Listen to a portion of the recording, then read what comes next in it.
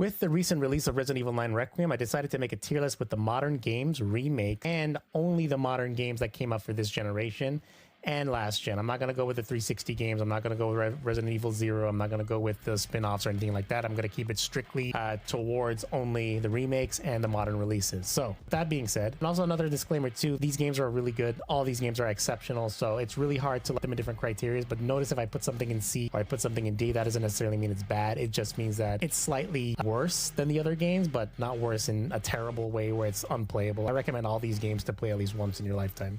With that being said, Resident Evil 2, we're going to put that at A tier. And the reason why I put that at A tier is because I think it does a phenomenal job of giving you that first horror experience, playing as Leon, playing as Claire.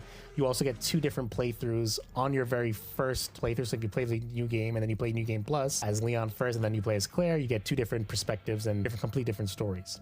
And the reason why I didn't put it S because there are slightly better games that are here, but I would give it S tier, but because there are more better games on this list, I'm going to keep it to A tier. Resident Evil 3, B tier. And I understand that Resident Evil 3 Remake is similar to the old game where it's more of expanding what happened during the events of Resident Evil 2 and you're playing as Jill Valentine.